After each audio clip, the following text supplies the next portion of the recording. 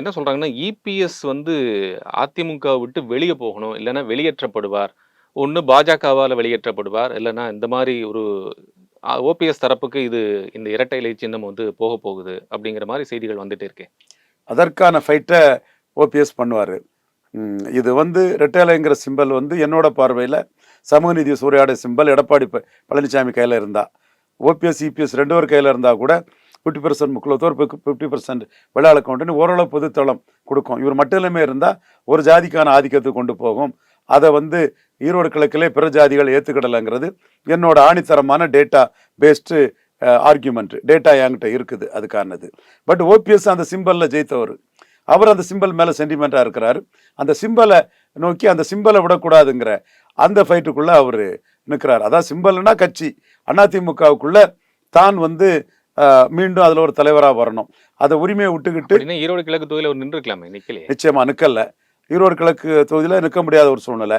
இந்த மக்களவைத் தேர்தலையும் அவர் நிற்கிறதா வேண்டாமாங்கிறதுல ஃபைனல் ஃபைட்டை 2026 கொண்டு போவதுக்குள்ள சூழலும் இருக்கிறதா நான் உணர்றேன். ஒரு தலைவர் வந்து தன்னுடைய இரட்டை இலை சின்னம் தனக்கு உரிமைப்பட்டதா நினைக்கக்கூடிய விஷயத்தை பெறணும் அப்படின்னா கட்சியில நிற்கும் தேர்தலில் நின்னா தான் சார் அது பெற முடியும். தேர்தலில் நின்னா எம்ஜிஆர் உதயசூரியனுக்கு எம்ஜிஆருக்குள்ள கிளைம் போயிட்டேன். ரெட்டையில ஜெயித்தார் எம்ஜிஆர்.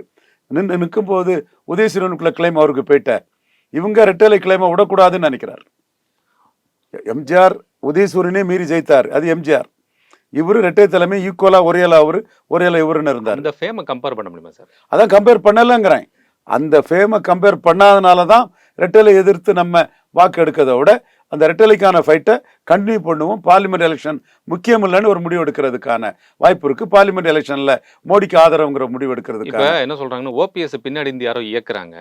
அதனாலதான் அவர் வந்து தான் சார்ந்த கட்சிக்கு வந்து ஒரு துரோகம் பண்றாரு. அவர் வந்து இப்படிலாம் போய் கேஸ்லாம் போடலாமா, இதெல்லாம் பண்ணலாமா? சரி, மீண்டும் ரெட்டையில கையெழுத்து போடக்கூடிய உரிமை கொடுத்துருங்க. வெள்ளாள கவுண்டர் மட்டும் அபகரிக்காம முக்குலத்தோருக்கு 50%, வெள்ளாள கவுண்டருக்கு 50%ன்னு சொல்லிடுங்க. நான் நானே பஞ்சாயத்து பேசி 2 பேருக்கு அந்த உரிமையை நான் வாங்கி கொடுத்துட்றேன். இந்த குற்றச்சாட்டை விட்டுக்கிட்டு பாதி ஜென்டில்மேன் அக்ரிமெண்ட் படி பாதியாக தானே வந்தீங்க. இவர் 11 எம்எல்ஏவோட தானே வந்தார். அன்றைக்கி அதிகாரத்தை நிலைக்கிறதுக்கு இவர் வேணுன்னு தானே இந்த 11 எம்எல்ஏயும் சசிகலாட்ட வந்து நீங்கள் எடுத்து அவ்வளோ எம்எல்ஏக்களையும் வச்சு நீங்கள் ரெட்டலை வாங்கினீங்க.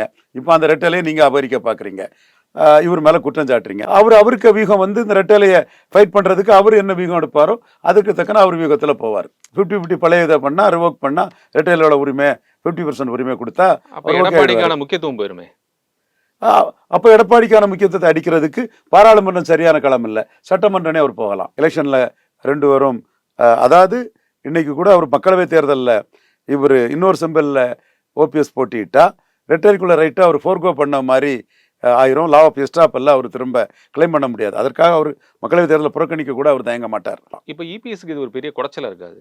குடைச்சல் தான், ஈஸியாக கிடச்சிது. சசிகலா அம்மையாரை ஈஸ்வட் பண்ணன்னு 2 பேரும் சேர்த்து ஈஸியாக கிடச்சிது. கம்ஸ் ஈஸிலி மே கோ ஈஸிலி. தன்னோட சிம்பல், தன்னோட கட்சி அமைப்பு, பாஜக எதிர்ப்பு, சிறுபான்மையர் ஆதரவு, இது என்ன இருக்குது 2024ங்கிறத தனக்கு என்ன ஓட்டி ஸ்டோர் ஃபார் ஹிம்ங்கிறத பார்க்க நினைக்கிறார்.